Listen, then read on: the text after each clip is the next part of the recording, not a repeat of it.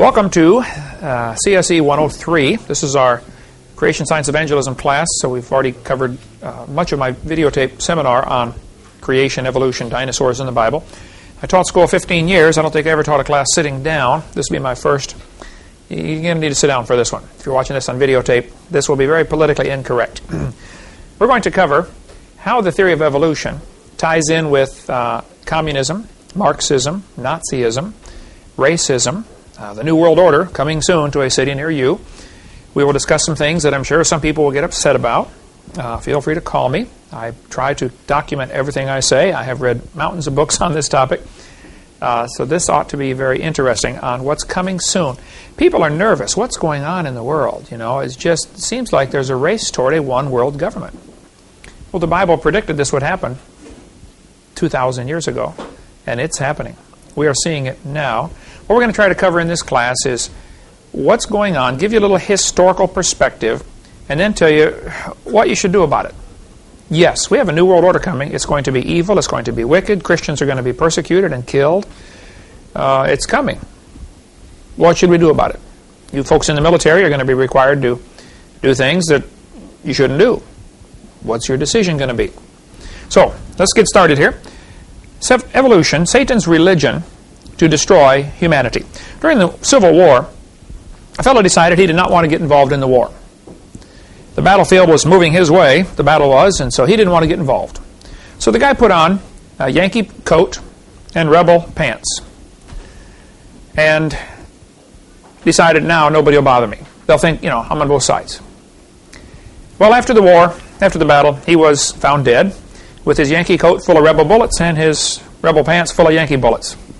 You better get on one side or the other, because somebody's going to lose, all right? So, we're going to try to give you the big picture here. About 6,000 years ago, 4,000 BC roughly, God created everything in 6 days.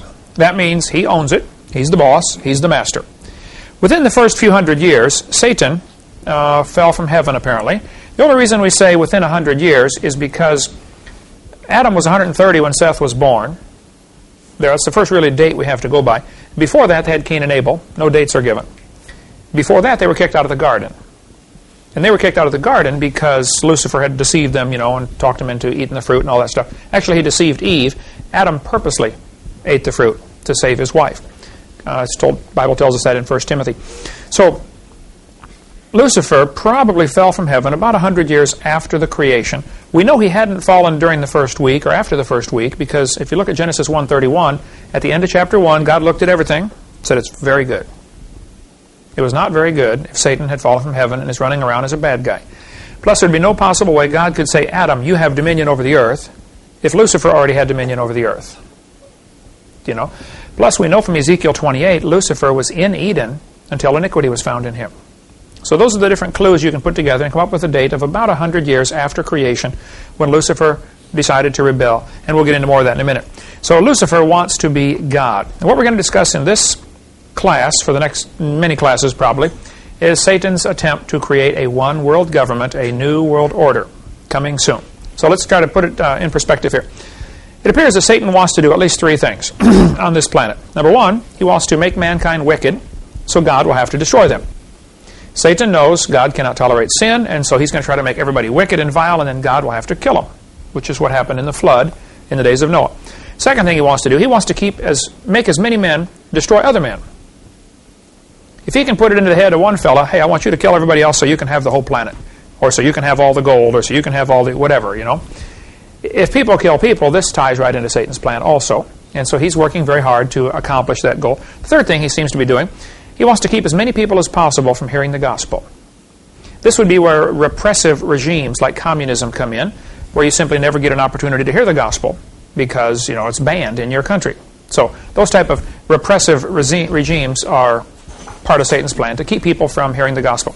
Satan has used all kinds of different methods and people to accomplish his goals. As you read through Scripture, you'll see different times where there were attempts to make a one world government or a new world order, and we'll get into lots more on that, hopefully, as the class progresses. If he knew if he could make man think he was God, then that would create some real serious problems.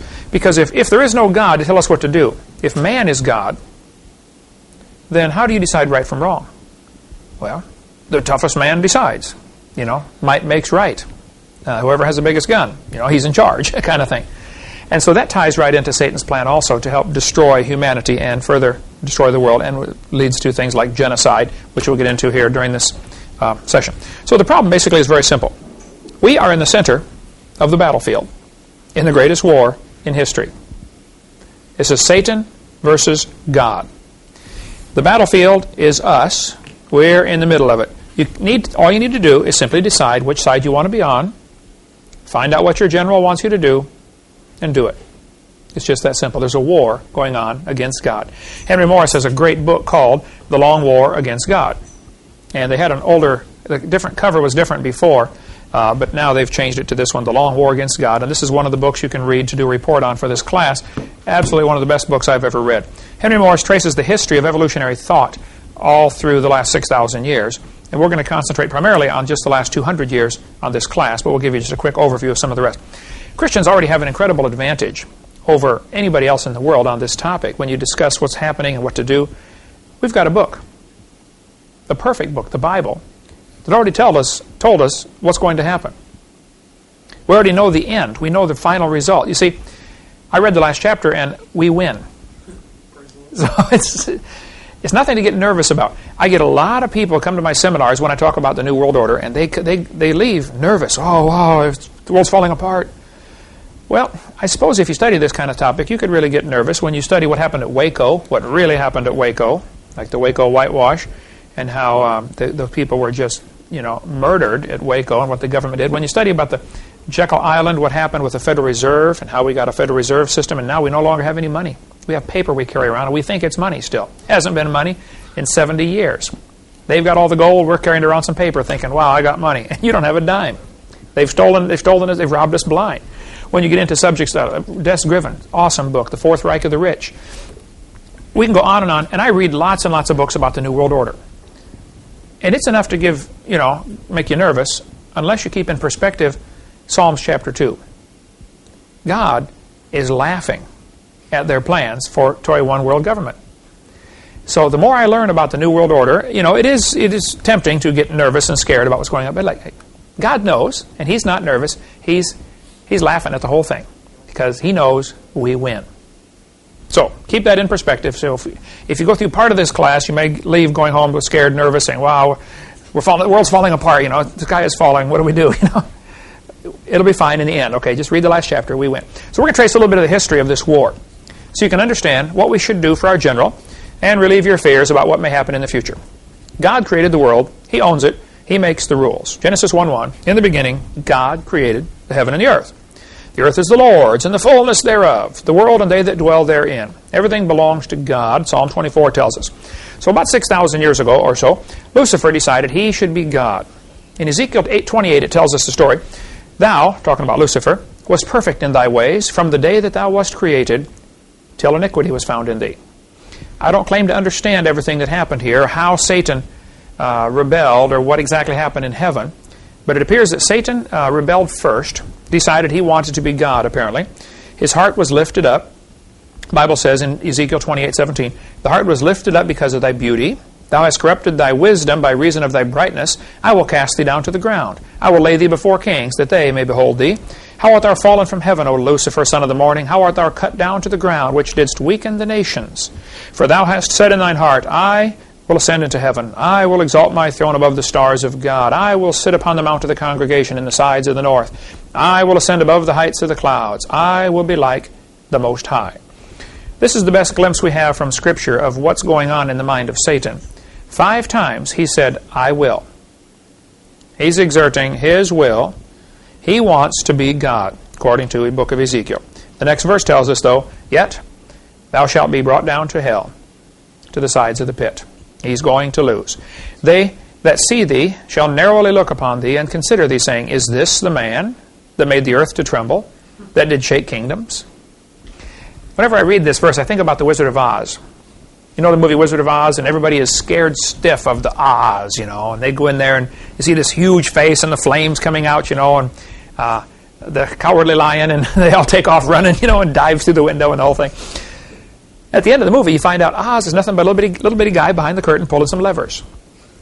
I think at the end of history, we're going to find out Satan is a puny little fella, and we're going to marvel and say, this is the guy that caused all this trouble on the earth? This is him? Come on, you got to be kidding. We're just going to be amazed at what a wimp he is when he's cast down into hell. Meantime, he's pulling the levers and making the smoke and the fires and the flames and scaring everybody half to death, and people are scared stiff of the devil. Okay, next verse says, this is the man that made the world as a wilderness and destroyed the cities thereof and opened not the house of his prisoners. Well, we can talk a long time on this verse. Satan takes people prisoner to different things like drugs, alcohol, and it's tough to get them away. How many people do you know that have died of a habit like that they were made a prisoner, some kind of habit, then you just can't get them away. Many people get hooked on drugs and they never can get off. You can get hooked on just about anything and get that way. But while Satan and his followers are making their plans to rule the world, like Pinky and the Brain, how many have seen the cartoon Pinky and the Brain? It's two mice. They decide they're going to go out and capture the world, Every night they've got their plans to go out and rule. We're going to destroy the world. That's what Satan's doing, just like Pinky and the Brain. God is up in heaven laughing. Psalms chapter 2. Why do the heathen rage and the people imagine a vain thing? The kings of the earth set themselves, the rulers take counsel together against the Lord, against his anointed, saying, let us break their bands asunder and cast away their cords from us. Basically that means I'm throwing off God's control. He that sitteth in the heavens shall laugh. The Lord shall have them in derision. God is not nervous, he's not scared, and we don't need to be either. It started on earth. I'm not sure of all the details of how it happened in heaven, but apparently Lucifer fell from heaven, tried to rebel against God in heaven. He then was cast down to the earth. But he still has access to heaven. He goes back and forth. Job tells us that, Job chapter 1 and chapter 2. But while on earth, the first thing he did was go to Eve. I think that's interesting. He went to Eve, not Adam. Eve is the only one that did not see God create anything. God made Adam, then he put him in the garden, and then God made trees to grow in front of Adam. Now the rest of the world was already full of trees from day 3. But here God is making some more trees in chapter 2. God also made one more of each of the animals in chapter 2. Some people say there's 2 different accounts and they contradict chapter 1 and chapter 2. That is not true. We'll get into more of that on video number 7 of our series, our regular normal creation series, but it'll probably be 2 years. This class is going to take a while, I'm afraid, before we get to that. But there's no contradiction. God made one more of each animal and some more of each of the plants so that Adam could name them and so that Adam could see that God indeed is the one who's doing the creating. If God had made Adam last, Lucifer could walk up and say, hey, Adam, how you like my garden I made here? How would Adam know? The fact is, Adam knew because he saw God make some stuff. Now, Eve never did that. Satan came to Eve and tricked her, and then she sinned, disobeyed God. She says, hey, Adam, you want some of this? Whatever it was, fruit, apple, banana, we don't know. Everybody says apple, but the Bible does not say that, okay?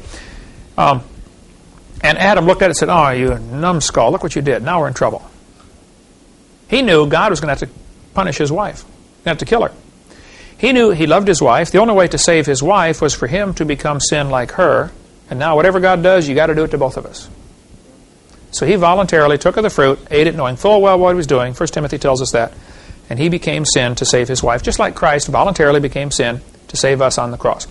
So in Genesis chapter 3, we see Lucifer, whose later name was changed to Satan, deceiving Eve. Now I need to point out, some of the groups today are teaching that Lucifer is the good God and Jehovah is the bad God. You get into the Masonic Lodge, you won't find out till you get way up to the top. And they say, they pray to God.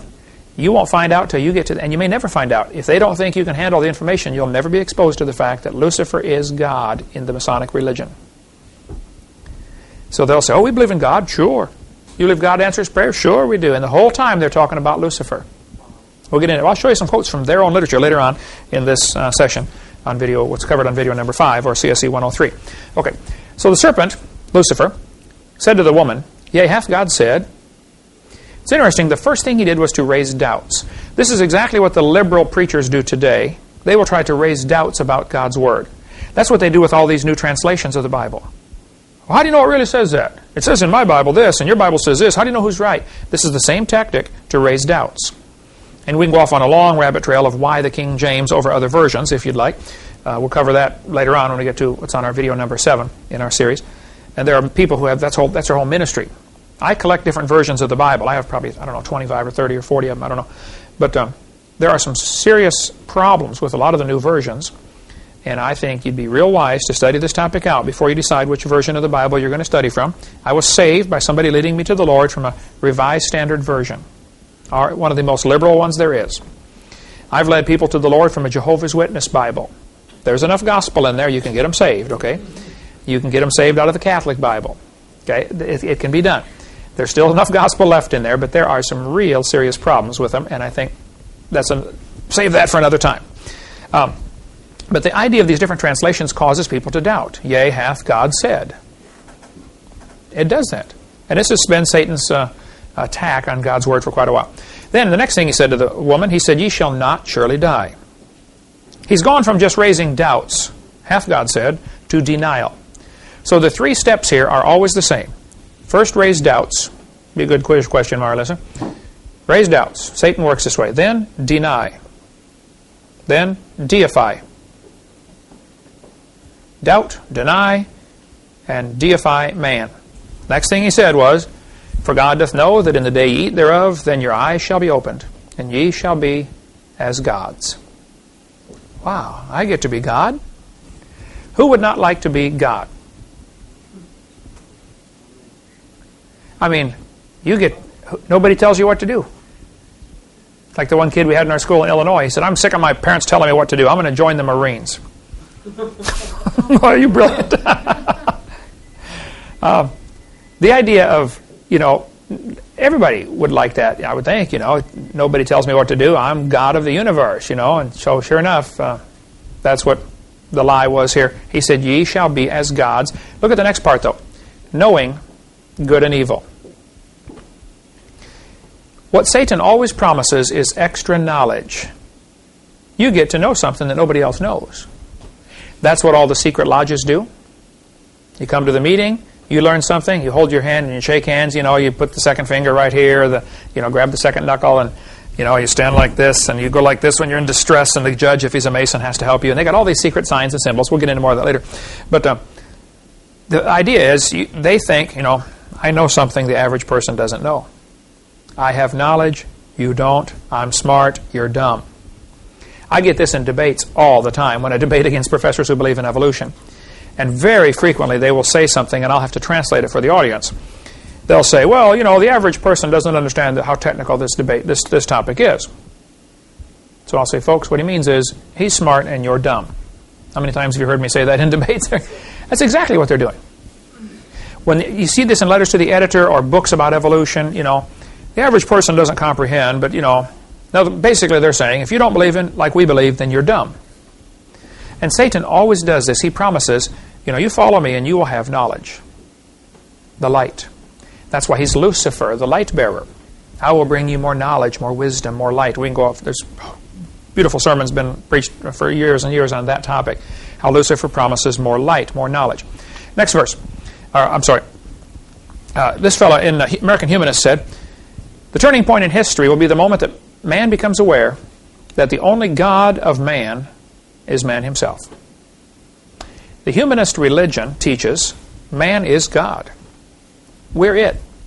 There is no deity to save us, so we must save ourselves. That's in the Humanist Manifesto. 1933, the first Humanist Manifesto was written, and then the second one came out in 1973. Many famous people that if I listed the names, you would say, wow, I know that one. I know that one. John Dewey, for instance, the guy responsible for the type of education system we have today. Our modern public school system with the progressive education was John Dewey. And he was one of the signers of the Humanist Manifesto. Basically, the idea of humanism is there is no God, and so we must be God. After all, we're the highest evolved creature there is, so we're probably it. And that's the idea behind humanism. So, getting Eve to believe she was God was the beginning of a strategy that Satan would use for the next 6,000 years. This whole idea that man gets to decide right from wrong. Tell me, what is the basis of a democracy? man's opinion. The majority decides right from wrong. So when they get together in Congress or in the Senate and they're voting on a law, some people say you can't legislate morality. That's all Congress does all day long. Every law legislates morality. There's no such thing as a law that doesn't legislate morality. You're telling somebody else what to do. That's what all laws do, okay? So don't give me this, you can't legislate morality stuff. The idea that man decides right from wrong is flawed from the start. Because if that's true, if evolution is true, if there is no God, Adolf Hitler was right. He decided, most of our folks here are Aryan, Germans, blonde-haired, blue-eyed, and we voted that everybody else ought to be killed. Hey, majority decided. What you need is a different standard to say, thus saith the Lord, is how you decide.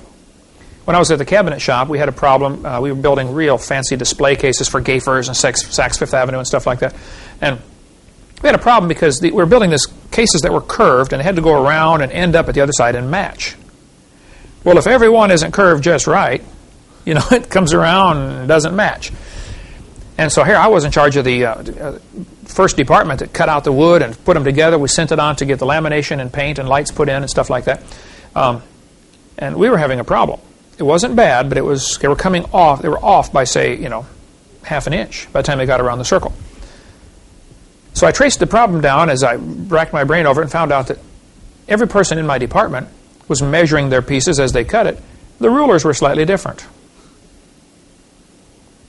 All it needs is a eighth of an inch difference on somebody's ruler from his ruler and your ruler. Suppose I told we're going to get all the guys together in the church and we're going to build an auditorium, and I'm going to give everybody a tape measure, but every tape measure is vastly different. On some tape measures, this is an inch. On other ones, this is an inch. How's that building going to turn out? Wow. Pretty bad, if it'll turn out at all, right? So the idea is you have to have a standard. We have a National Bureau of Standards. They keep a meter stick in a carefully climate-controlled environment, and everybody makes copies of this meter stick. There's a standard meter. There's a standard foot, a standard yard, a standard pound, a standard ounce. You have to have a standard. If you say, how much are you going to give me? Oh, I'll give you a lot. Well, how much is a lot? You got to have some way to measure things. Okay, there's standards for everything. And there needs to be a standard for determining right from wrong, and that's where the Bible comes in. But see, what evolution does, it takes away the Bible. Therefore, there is no more standard. There's no longer a standard to decide right from wrong, so the majority of the people get together and vote on what they think is right and wrong. So if they vote, you think abortion's okay? Who thinks abortion's okay? Okay, majority rules. Oh, wait a minute. That's why democracies are so dangerous. They never can last. They will always become a dictatorship. And I get real nervous when I hear leaders in our country saying, we're going to spread democracy around the world. It'd be the dumbest thing we could do. We need to spread righteousness around the world, spread godliness, but democracy is a horrible form of government because the majority can simply vote to annihilate the minority. Now, a republic is very different. A constitutional republic is what our founding fathers gave us. We'll get into more of that later. So, scores of people have made attempts to conquer and rule the world down through history. He wanted to use this idea that man can be God, and of course, whoever's in charge is God.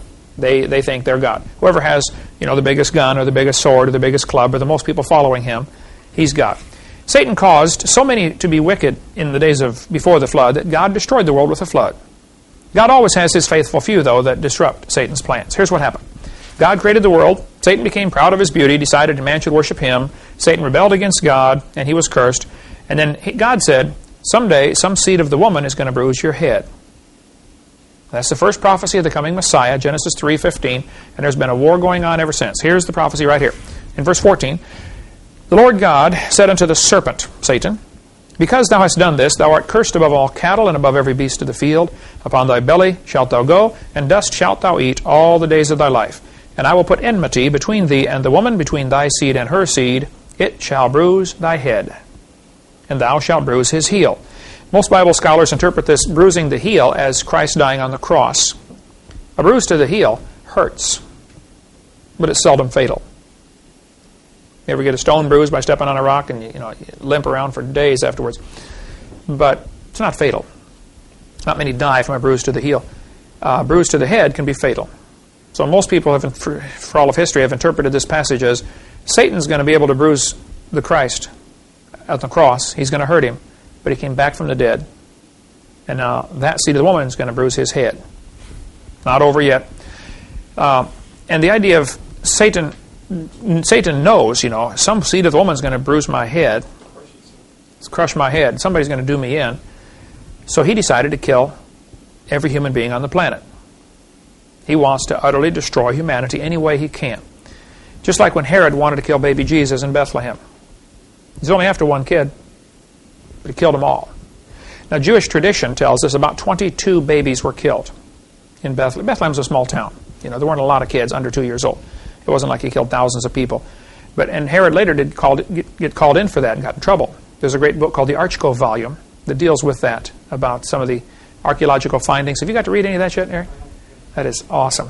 I read you the passage about the Christmas, didn't I? And that whole thing is about the arch. Anyway, we won't go off track here. So, just like Herod tried to kill all of the kids, he killed them all just to be sure to get the right one. Satan has decided he's going to kill every human being on the planet to try to, be sure he gets the right one, to thwart or upset God's plans. Satan decided to destroy every seed of the woman to save his own skin. He knew God could not tolerate sin. So he worked hard to make man sin, so God would have to destroy his own creation, make them corrupt if possible. Genesis 6:5. God saw the wickedness of man was great in the earth, and that every imagination of the thoughts of his heart was only evil continually. And it repented the Lord that he had made man on the earth, and it grieved him at his heart. And the Lord said, I will destroy man, whom I have created, from the face of the earth, both man and beast, and the creeping thing, and the fowls of the air, for it repenteth me that I have made them. But Noah found grace in the eyes of the Lord. Lord always has somebody. Remember when the prophet thought he was the only one alive that was serving God? He ran away, from Jezebel, and ran for about 100 miles, I believe, and finally stopped under a juniper tree, and he's feeling bad, feeling sorry for himself. And the Lord said, hey, Elijah, I've got 7,000 that have not bowed the knee. You're not the only one. And about the time you feel like I'm the only one that loves God, there's a lot of people out there that love God. I'm an independent, temperamental, fundamental, right-wing, radical Baptist, but I'll be the first one to say there are some Lutherans that love God, and some Methodists, and some Presbyterians, and there are all kinds of denominations where there are folks that really, really love God and are really going to heaven. Now they have to join the Baptist church when they get there, but they do get to go. They do get to go to heaven.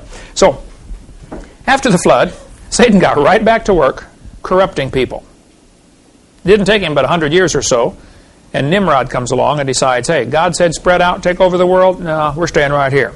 I'm going to lead my kingdom. And he built the Tower of Babel, to get a new world order. Lots of folks have tried this. Tower of Babel, shortly after the flood. Now, the Bible, it doesn't tell us when, okay? You can get a few clues together and say probably within the first 200 or 300 years is when the Tower of Babel incident took place. Some people have speculated that when the Bible says in the days of Peleg, the earth was divided, that's talking about divided by languages. Some people think in the days of Peleg, the earth was divided as in they decided, hey, there's so many folks, we better survey the property and see who gets what. Divide the land up. This is your part, this is my part. Let's put up a few fences here, or put some borders up, okay? Some people think the continents moved. I don't buy that for a second, because if you move a continent 6 inches, it kills everybody on the world, It'd be a tidal wave, go around the world 10 times, and kill everybody. So I don't think that's possible. But, some people really hold to that theory that the continents moved away from each other, and that would be, I think, tough to explain physically. There's all kinds of theories. We'll get into more of that later when we get into what's on video number 6 on our Hovind theory about the flood. But Tower of Babel was the first attempt after the flood to create a one world government. Then God divided them up by languages. They spread out, which is probably the best thing ever happened to humanity. Because you just can't get everybody together to develop a one world government. It's really tough. The language barrier has kept it from happening.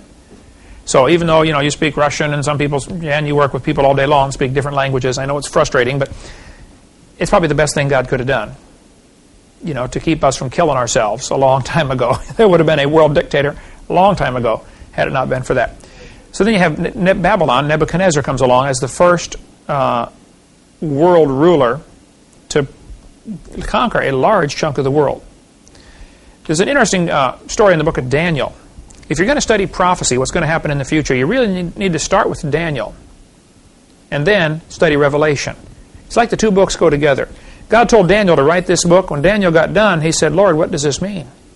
The Lord said, Daniel, don't worry about it. Put the pen down. This is for the next, somebody else will finish this up. And then John comes along on the Isle of Patmos, 600 years later, and finishes the Revelation. So Daniel and Revelation go together and should be studied together. But here's the story. In Daniel chapter 2. In the second year of the reign of Nebuchadnezzar, Nebuchadnezzar dreamed dreams, wherein his spirit was troubled, and his sleep brake from him. Then the king commanded to call the magicians, the astrologers, the sorcerers, the Chaldeans, for to show the king his dreams. So they came and stood before the king. And the king said unto them, I have dreamed a dream, and my spirit was troubled to know the dream. Then spake the Chaldeans to the king in Syriac, O king, live forever. Yeah, that'd be a wonderful thing, wouldn't it? They all say that. They don't really mean it. They will hope he dies so they can be king. Right? O king, live forever. Tell thy servants the dream, and we will show the interpretation. And the king answered and said to the Chaldeans, The thing is gone from me. I don't remember the dream. And if ye will not make known unto me the dream with the interpretation thereof, ye shall be cut in pieces, and your houses shall be made a dunghill. In other words, you are in trouble, fellas, okay? And, of course, you know the story. They couldn't tell the dream, so the king decided to start killing all the wise men. These guys are a bunch of fakes anyway, and they were. And along comes Daniel. Yeah, Daniel's in an unusual situation here. He and 7,000 of his schoolmates have been taken away from their home, taken away from their country. Probably their families were killed. Thousands and thousands were killed. They bring them to Babylon. These kids are all teenagers, 16, 17, 18 years old, roughly. They make them eunuchs. Look that up in the dictionary. They give them different clothing to wear, make them learn a new language, and subject them to slavery. I mean, you have zero authority, zero rights. I mean, what future do you have? Daniel decides, hey, I'm going to make the best of a bad situation. I'm going to try to do the best I can. Sometimes you get yourself in a situation where you say, okay, I'm here. What do I do? Let's just do the best with what we got. Other people get in a bad situation. They get falsely accused. They end up in jail. And they get bitter. Some people get better. Some get bitter. Joseph in the Bible is a good example. He's falsely accused by his master's wife. Here he has already been sold by his brothers to be a slave. Things aren't going too well for Joseph in life. Ends up in jail for 13 or 17 years. I think he was 17 when he went, and he was in for 13 years, 30 altogether.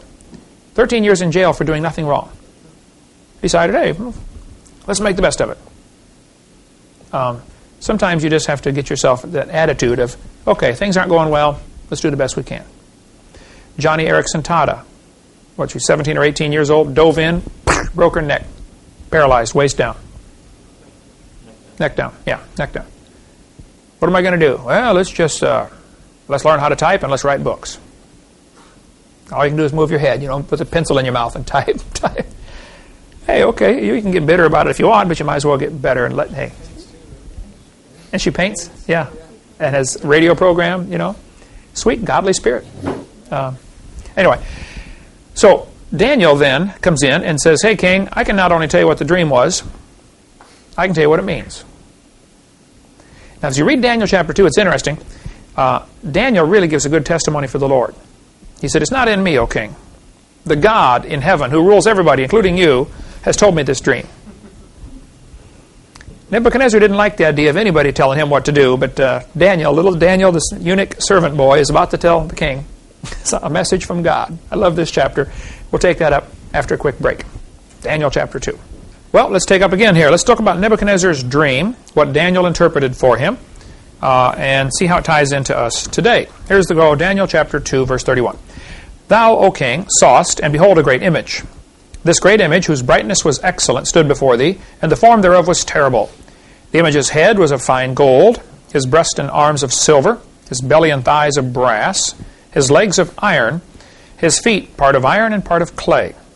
Thou sawest till that a stone was cut out of the mountain, cut out without hands, which smote the image upon his feet, that were of iron and clay, and brake them to pieces. So the statue that he saw is basically the head of gold, chest and arms of silver, belly and thighs of brass, legs of iron, and feet of iron and clay mixed together. This was symbolic of the next 5 great kingdoms to come on earth. Later on, if you read the book of Daniel, Daniel says, Nebuchadnezzar, thou art the head of gold. Now it's interesting, each of these metals, gold, silver, brass, iron and clay, become less valuable. Gold is the most valuable, and Nebuchadnezzar had the most pure form of dictatorship, I guess. I mean, he was the law. They didn't vote on anything. All he had to do is decide, I want you to kill that guy right there. Yeah, but I'm going to appeal to who? To me? Okay. Well, hear the case again. You're still going to the prison or whatever. Nobody told him what to do. When you get to the arms of silver, you're talking about the Medo-Persian Empire, which was the second great world empire. They wanted to rule the world, but their king was not an absolute dictator. I mean, they had laws, and he had to abide by the law. And even when the king decided, he was tricked, and they were going to throw Daniel in the lion's den and all this stuff, the king was tricked and bound by his own laws. Nebuchadnezzar never would have been bound by his own laws. He just would simply change his mind. Then you get to the belly and thighs of brass. This is symbolic of the Empire of Greece, Alexander the Great, who ruled all the known world and died at age, 30 or 32, and said, I wish I had more kingdoms to conquer. Nobody else to beat up. Got them all. But brass is not near as valuable as silver. Then you get to the legs of iron, and notice there are 2 legs. This most Bible scholars interpret as being the iron legions of Rome, which split into the eastern and western divisions, one at Rome and one at Constantinople. And then you get to the 10 toes on the image's feet, which has iron and clay mixed. Iron and clay don't mix. Partly strong, partly weak. This, almost all Bible scholars will tell you, is symbolic of the last kingdom that the world's going to see. Last human kingdom is going to be a revival of the Roman Empire. Probably something like the European Common Market. 10 kingdoms are going to get together, try to give all their power to one person, and it's not going to be very good. It's going to be a dud. The iron legions of Rome would just stomp on anybody who got in their way. They rolled over everybody that opposed them. The iron and clay mixed together, this final kingdom is going to be weak. A lot of people are really nervous about the New World Order and it's going to be iron and clay. Okay, it's not going to work. It's going to rule for a short time and be destroyed by the stone cut out without hands. Now that's interesting. Jesus Christ is the chief cornerstone. We'll get into more of that later. In Daniel chapter 2, verse 35, it says, Then was the iron, the clay, the brass, and the silver, and the gold broken to pieces. Now remember, the stone cut out from the mountain, we see later, hit the image on the feet and crumbled the entire thing, all the way up to the head. This is Nebuchadnezzar's thinking, wow, that's right, I remember that in the dream. Yeah, that's right, See, he had forgotten the dream and sure didn't know what it meant. All he knew was he woke up scared, So Daniel's telling him the dream and telling him what it means. Let's keep reading here. Broken to pieces together and became like the chaff of the summer threshing floors, and the wind carried them away, that no place was found for them, and the stone that smote the image became a great mountain, which filled the whole earth. This is going to be the kingdom of Jesus Christ. And you can go off into all sorts of rabbit trails here, how some people think that the Great Pyramid is symbolic of this, and Jesus, the chief cornerstone, was never put in place on the pyramid.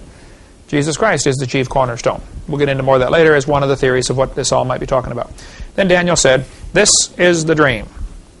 I like that kind of confidence, Hey, I'm just a little 17-year-old kid. I know you're King Nebuchadnezzar, but hey, this is how it is, fella. I do that in debates sometimes. I'm thinking, these guys are college professors. They've been teaching this stuff for 30 years, They're a lot smarter than I am. But look, fella, you're wrong. I'm right. Period. This is the dream. And we will tell the interpretation thereof before the king. Thou, O king, art a king of kings. For the God of heaven hath given thee a kingdom, power, and strength, and glory. And wheresoever the children of men dwell, the beasts of the field, and the fowls of the heaven, hath he given into thine hand, and hast made thee ruler over them all. Thou art this head of gold. And after thee shall arise another kingdom, inferior to thee, and another third kingdom of brass, which shall bear rule over all the earth. And the fourth kingdom shall be strong as iron, for as much as iron breaketh in pieces, and subdueth all things. And as iron that breaketh all these, shall it break in pieces and bruise. And whereas thou sawest the feet and toes, part of potter's clay and part of iron, the kingdom shall be divided. But there shall be in it of the strength of the iron forasmuch as thou saw the iron mixed with the miry clay. And as the toes of the feet were part of iron and part of clay, so the kingdom shall be partly strong and partly broken. And whereas thou sawest iron mixed with miry clay, they shall mingle themselves with the seed of men, but they shall not cleave one to another, even as iron is not mixed with clay. And in the days of these kings shall the God of heaven set up a kingdom.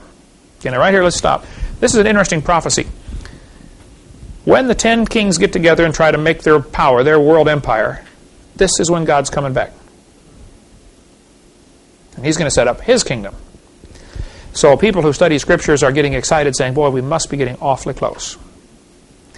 Now, the European common market might not even be. We might have 500 more years. Okay, what they're attempting to do in Europe with a unified Europe and all this, it may all fall apart. Okay, there have been many attempts at world empires before, and they have disintegrated. I would not stick my neck out and say, boy, this proves the Lord's coming back, tomorrow at 10 o'clock in the morning. I don't have a clue when he's coming, and we might have a long time. If the Jewish calendar is right, the Hebrew calendar, they say this is the year 5760.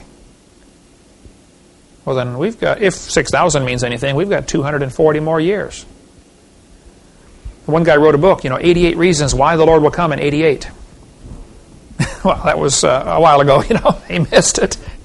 Then he revised it and had a pamphlet out, 89 reasons why the Lord will come in 89. And the 89th reason was? I don't remember. Because he didn't come in 88. Was that the 89th reason? Okay. That's dumb. Okay, don't do that. I don't know when the Lord's coming. I tell people, we figure the Lord's coming back 2,000 years, from the birth of Christ. This is the year 2001 now, but the Lord might be. We know our calendar is 5 or 6 years off. Okay, not too many folks argue about that. Christ was born in 4, 5, or 6 BC, so our calendar is off for sure. So this is already the year 2007 or 8. Okay, so we missed it. Yeah. Well, the Lord might be coming back 2,000 years from the resurrection instead of from the birth. I mean, why would we figure from the birth of Christ? Why not from the resurrection? Or why not from the triumphal entry into Jerusalem? Maybe that's the significant. And I tell folks, I don't want to hurt anybody's feelings or disrupt anybody's book sales on 88 reasons why the Lord will come in 88, but maybe God's not even using your calendar. Maybe he has his own. Okay, so don't sell your clothes and go stand on a mountain and say, okay, the Lord's coming today, now, because you might stand there embarrassed. Okay, let's go on here. And in these days shall the God of heaven set up a kingdom, which shall never be destroyed. And the kingdom shall not be left to other people, but it shall break in pieces and consume all these kingdoms, and it shall stand forever. For as much as thou sawest that the stone was cut out of the mountain without hands, and that it brake in pieces the iron, the brass, the clay, the silver, the gold, the great God that hath made known to the king what shall come to pass hereafter. And the dream is certain, and the interpretation thereof sure. I like that confidence, man. Revelation continues the story. Daniel brought it up through the next 5 kingdoms, including one that still hasn't happened. The 5th kingdom, we assume to be the revival of the Roman Empire. Somehow, these 10 people in Europe are going to get together and try to make a kingdom. Dr. Henry Morris has a great book, The Long War Against God, that deals with the history of evolutionary thought from Satan in the Garden of Eden all the way up, including the rise of various different Eastern religions, which really is the same thing. The idea that man gets to be God. It's all part of the same stuff. That's just an awesome book. We have a few left in hardback, which have the old cover. They're a lot more expensive, but the softback is $13 if you want to get it from our ministry. That's one of the top 5 or 6 books I've read in my life. It's excellent. Okay, so Satan decided, he wants to rule the world. Henry Morris traces this really well through history with different groups of folks that have taught the same basic idea: man gets to be God. So, in this class, for the next several classes, we're going to be discussing just the last 200 years, since about the year 1800 until the present. How does evolution tie into the plans toward a new world order? We're going to look at the deadly effects that come about when people believe they are God, and they determine right from wrong. Nobody else tells me what to do. Well, first we're going to review a little bit of what we covered on Part 4, Seminar Tape Number 4, which would have been Class CSE 102. Just hit a few highlights and then go right on and take it from there. James Hutton in the late 1700s wrote a book near the end of the century saying the earth is millions of years old.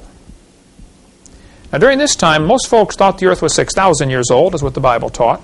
Okay, if you add up the dates in the Bible, you get about 6,000. James Hutton came along and said, I think the earth is much older than that. Now, this was kind of a new idea and was rejected by most people.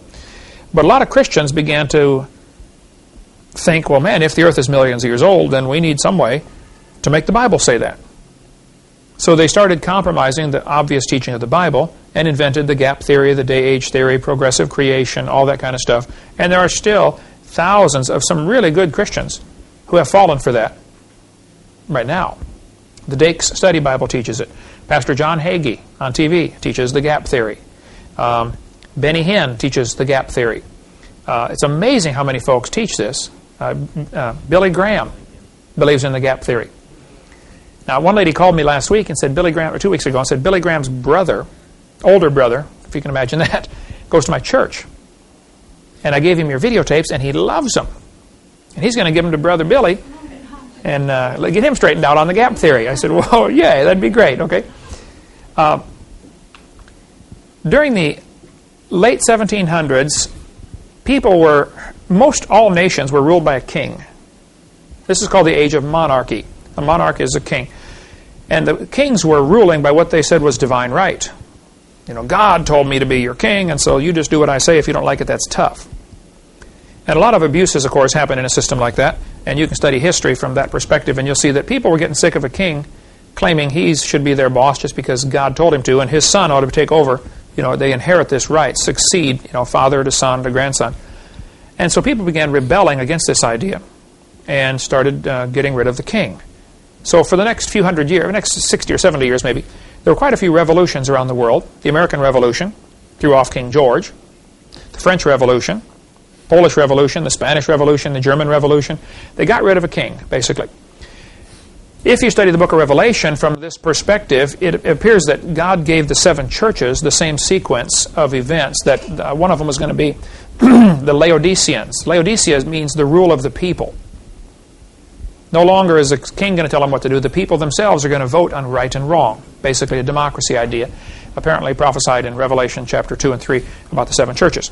I don't know how far to carry that. Some, I think, get a little hyper on that topic. But I think it's an interesting study, okay, the 7 churches in Asia. Okay, so anyway, there's a time of anti-monarchy. And since the Bible says to honor the king, some people thought the Bible was an obstacle to their political objectives.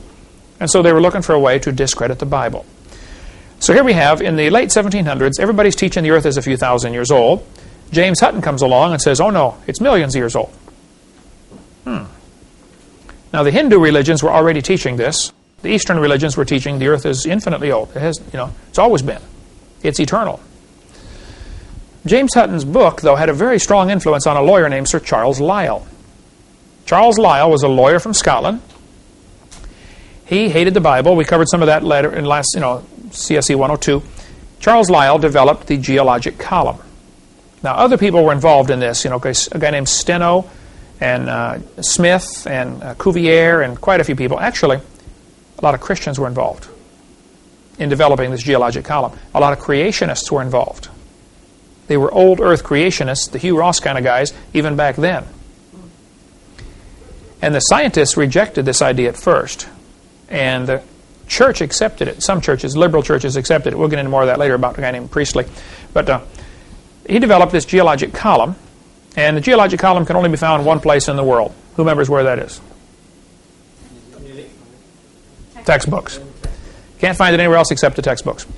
F. Sherwood Taylor said, I myself have little doubt that in England it was the long-age uniformitarian geology and the theory of evolution that changed us from a Christian to a pagan nation. So England was a Christian country, sending out missionaries all over the world. In the 1700s and early 1800s, they were the Christian nation on earth. They were sending out, missionaries everywhere.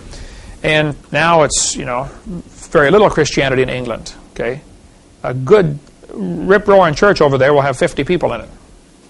Most of them run 15 or 20. Bible-believing churches do. Very difficult. Same thing in most of the European-type countries. But Charles Lyell wrote his book in 1830.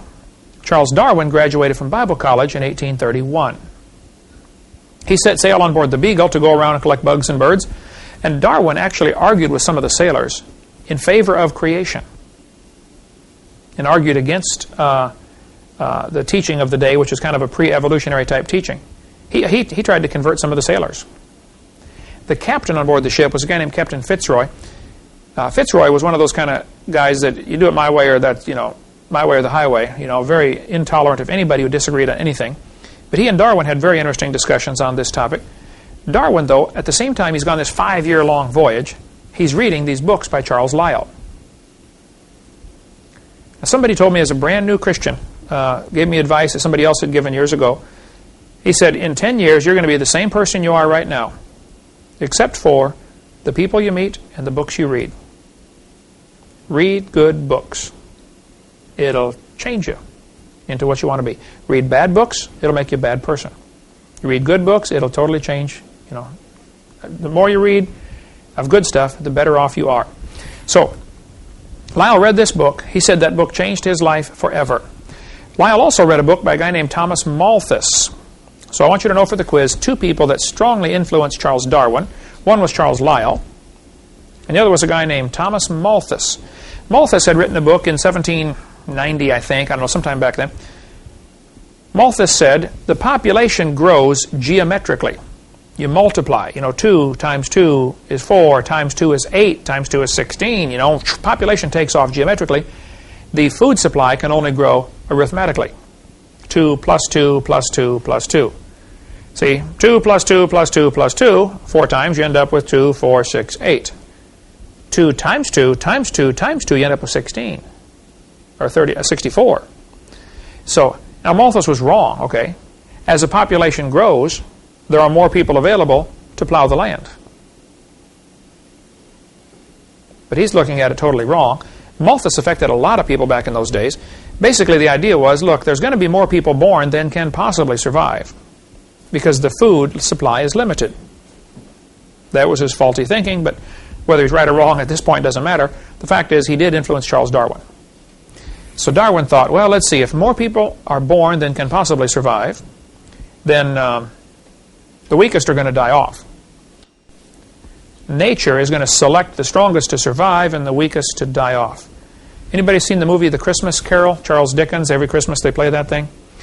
This was supposedly taking place, set in the early or mid-1800s, when evolution was a popular theory, and the teachings of Thomas Malthus was still very influential. Remember when the Scrooge was asked the question, what about this person that's going to die, And he said, well, let them die and decrease the surplus population. Remember that phrase in there? And later on, the Ghost of Christmas Present, or one of those, said, he repeated that back to him. Let them die and decrease the surplus population. Well, that is exactly what the thinking of the day was. Are there no workhouses? That's what that was. It's so classically true of that time period because of Malthus's teaching that everybody can't live. So since everybody can't live, it's best if the weak ones die. Otherwise, the whole population becomes weak. We really ought to have the weak ones die and the strong ones survive. Then the farmer, save the best ones for breeding and, sell off the worst ones. Sure. You want to develop your stock of whether it's tomatoes or apples or anything. You try to save the best. So in 1790, James Hutton's book began people on the trip of doubting that the earth is 6,000 years old, which of course made them doubt the Bible. A few years later, Charles Lyell comes along and makes people take away the flood. Then along came Charlie Darwin, and he took away the Creator.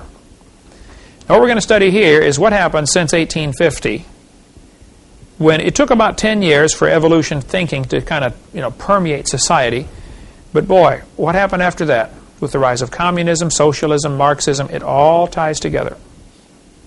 And I don't think you can possibly understand the history of the last 150 years and how it's going to affect you today until you see how evolution ties into this. Some people thought, if there is no God and man evolved, then one color of man must be superior to the rest, which is how racism comes in. Now, there's always been racism, okay? People have subjugated other folks because of their skin color. But when you think you're God, then you get to make these kind of decisions. The Bible says clearly we're all descended from one family. There's no reason to be a racist. But evolution would teach one race must be superior. Like this Harold Rafton said, do humanists believe in a supreme being? Emphatically, yes. That supreme being is man. Humanists have no knowledge of any being more supreme. American humanist, this guy said, the turning point in history will be the moment that man becomes aware that the only God of man is man himself. Yep, we're in trouble. I had a student tell me in a public school in Pennsylvania, he said he was an atheist. And I said, well, then how do you tell right from wrong? He said, well, I decide if something's right or wrong. He said, I'm the God of my own universe. What a philosophy. I said, well, son, I'm glad to hear that because I'm going to shoot you in 5 minutes. He said, you can't do that. I said, oh, yeah, you can. You see, I'm the God of my own universe. And I decided it's fine for me to shoot you. What's wrong with that thinking? If evolution is true, what's wrong with that thinking? Nothing. That's the way it goes, right? Survival of the fittest, exactly right. So we're going to study now a little bit about racism and how it ties in with evolution. When we're done with this, we'll go into communism and how it ties in with evolution. Then we'll go into Nazism and how it ties in. And then into the New World Order and how it ties in. It'll probably take us about the next 55 weeks, but we'll work on it here. Here's Charles Darwin's book. Notice the title, The Origin of Species. Now, that is not the entire title to the book. We'll get into the whole title in just a minute, okay? But almost all the books, if kids today hear about Charles Darwin's book, they're only told the title was The Origin of Species. One thing you need to know for the quiz is the real title to the book, coming up next. Now, the evolution theory came out way before Charles Darwin in 1859, okay? Charles Darwin's grandfather, Erasmus Darwin, taught the same thing. Erasmus Darwin was a medical doctor. He was so huge they cut out the table to allow a place for his belly while he ate. He had a special table, custom made, cut out, just so he could sit there and eat. But he really he rejected God, rejected all sorts of things, and he pretty much wrote most of what Darwin wrote, and many people think that Darwin simply plagiarized or stole the work from his grandfather and claimed it as his own. Never gave Grandpa any credit whatsoever.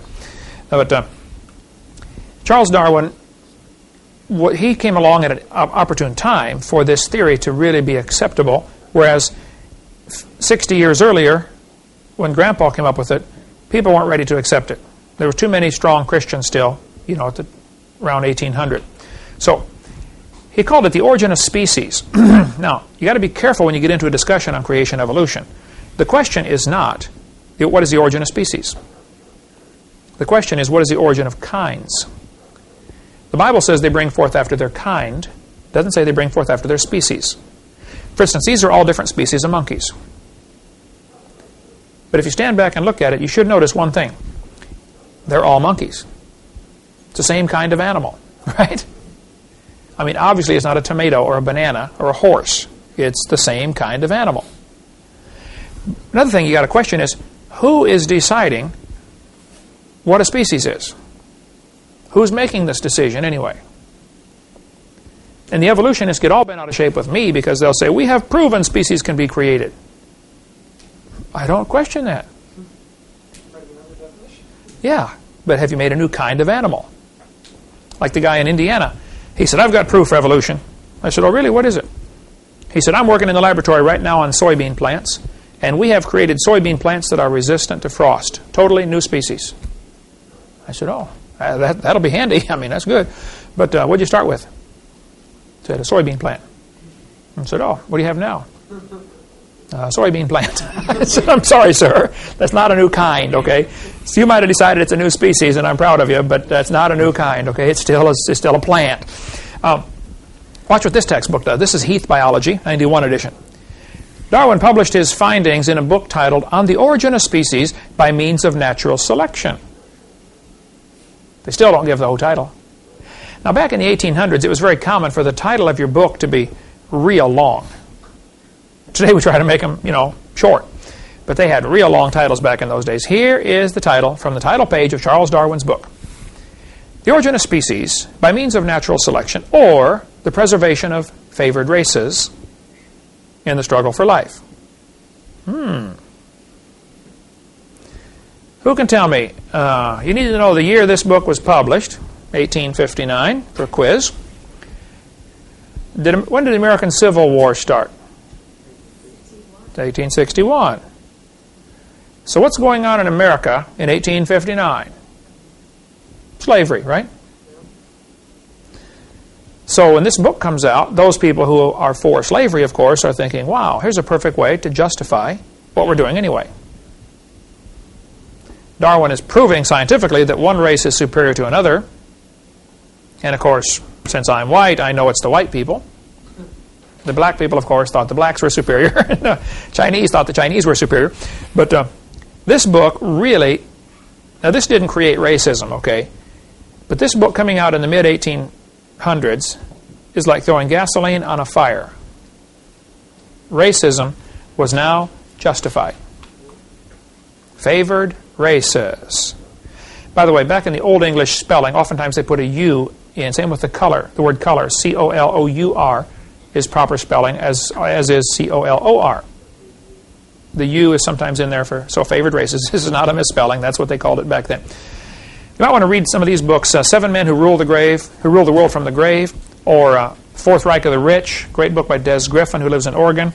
Has written extensively about people who want to, control the world, and how that philosophies have had such a powerful impact. Charles Darwin's book was Origin of Species by Means of Natural Selection or the Preservation of Favored Races.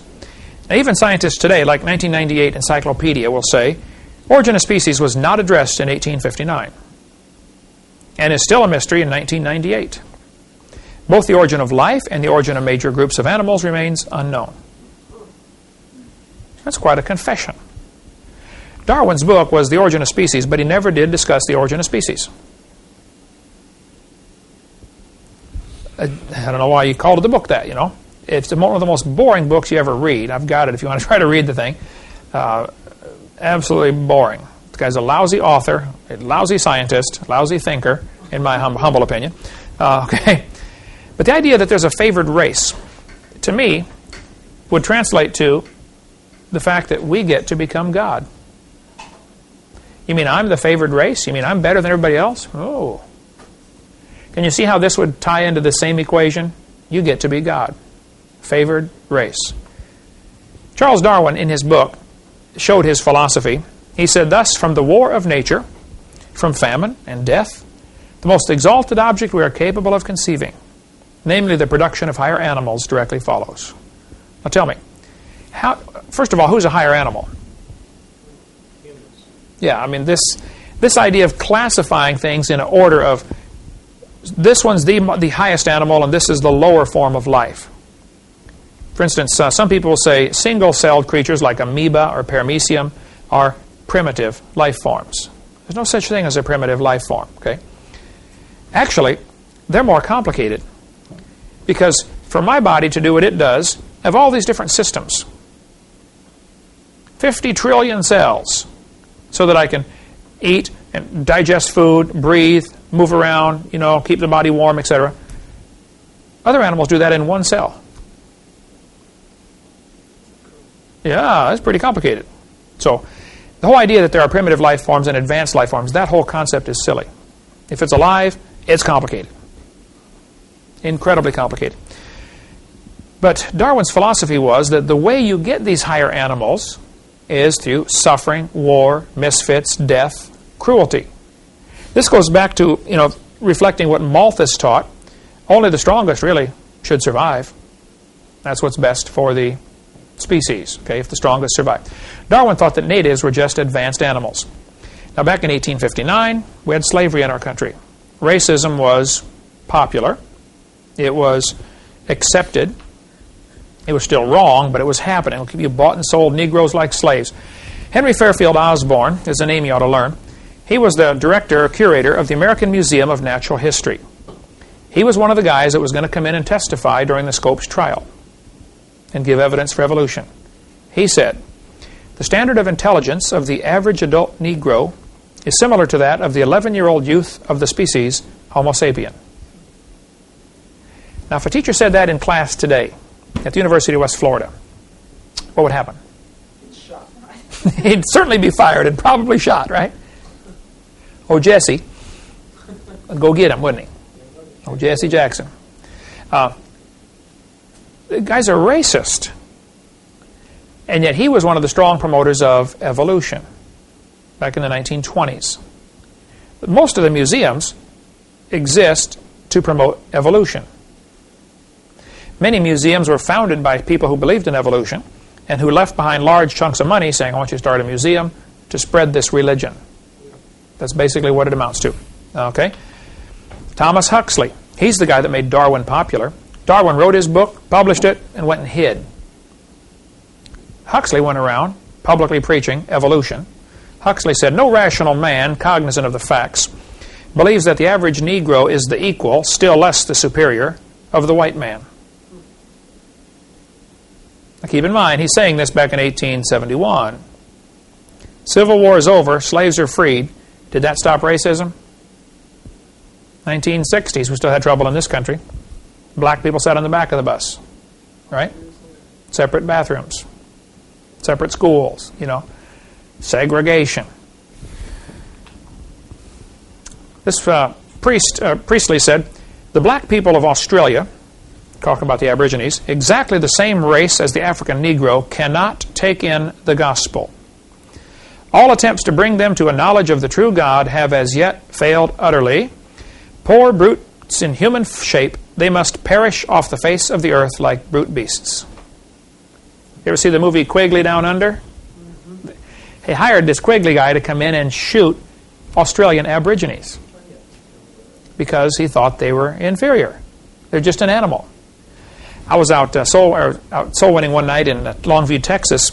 I had a bus route in an all-black neighborhood. For 17 years, I drove a church bus and picked up black kids and brought them to church. Had a wonderful time. Loved it, okay? Many times I'd be out there at midnight, the only white guy in the whole complex, A little nervous once in a while, but hey, I had a wonderful time. Loved it. I've brought thousands and thousands of black people to church and to the Lord, okay? Got them saved.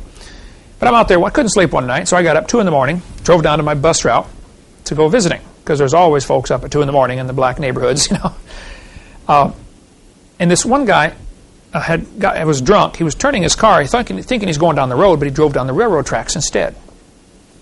Turned too soon. He drove about 20 feet, and the rails bottomed out, stopped his car, so he's stuck. And the drunk guy's out there trying to figure out, well, how come my car won't move, So I thought, man, a train's going to come and plaster this guy all over the county. So I got out of my car, not on the tracks, and I walked down to help this guy. A couple of other folks stopped, and we went down there and tried to push the guy's car backwards. And I got talking to one of the men who stopped to help, and he said, what are you doing out here? This is a dangerous neighborhood. I said, no, this is my bus route. I come here all the time. I know most of these folks. He said, your bus route? I said, yeah, I drive a bus in here from bringing these folks to church and, tell them about the Lord. He said, these folks are all black. I said, well, not the palms of their hands. He said, black folks don't have souls. This was Texas. My kids were little, so 20 years ago. I said, black people don't have souls. I said, are you part of the KKK? He said, yeah, how'd you know?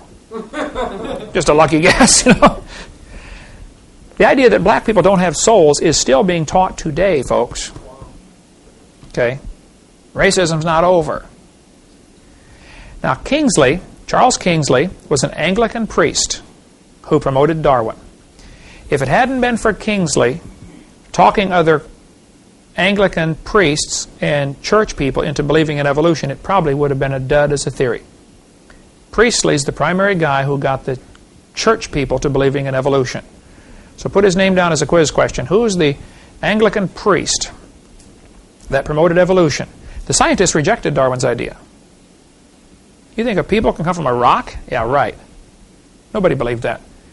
Priestley got all the church people believing in it, and pretty soon this evolution theory spread around, and Charles Kingsley, I keep saying Priestley, Kingsley was the Anglican priest who promoted this crazy idea. Back in this time, Africans were bought and sold like slaves. They packed them into ships. Here's an example of how they would loose pack them. The ship was allowed to carry 454 slaves. We had 451 on this voyage. On one voyage, she carried 609. Many times, slaves died on the trip. They just chained them to the deck. You didn't get up. You stayed right there for 2 weeks. Got to go to the bathroom? Go ahead. You're staying right here for 2 weeks. Many died. When slavery became illegal, or things, sometimes slaving ships would chain them all together And if they thought they might get caught, bring them up on board, push them overboard, drown them all. Just so you don't get caught carrying a cargo of slaves. Here's an example of how they would loose pack them so more would survive. They honestly considered them like cows or sheep. It's just an animal. They thought they didn't have souls. I don't think you'll understand the slavery of the 1800s until you understand how evolution ties in. One more thought and we'll quit. This is from Creation Ex Nihilo magazine. A New South Wales missionary was the horrified witness to the slaughter by mounted police of a group of dozens of Aboriginal men, women, and children. 45 heads were then boiled down, and the 10 best skulls were packed off for overseas. They rounded up the Aborigines, shot them, cut their heads off, boiled them to get rid of all the flesh, sold the skulls to museums for displays on evolution. The Smithsonian right now, I have heard from very reliable sources, has 33,000 sets of human remains in their basement. Many of the displays that colleges will use as evidence for evolution, the shapes of the skulls being slightly different, are from people that died in the last 200 years. Tasmania, south of Australia, I sat by a guy in the airplane a couple weeks ago from Tasmania. The Tasmanian Aborigines were all slaughtered. There isn't one that survived. The last one was killed in 1908. And they took part of his body and made a tobacco pouch out of it for somebody to carry tobacco.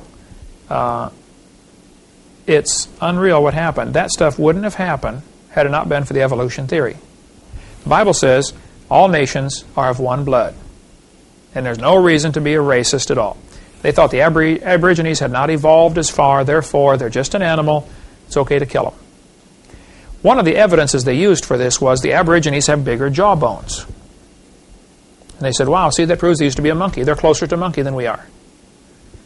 We'll get into that next class, okay? How racism ties in. Then we're going to get into communism. And that's going to be very politically incorrect. You may not want to be here for those next few classes. But see you next week. Thank you.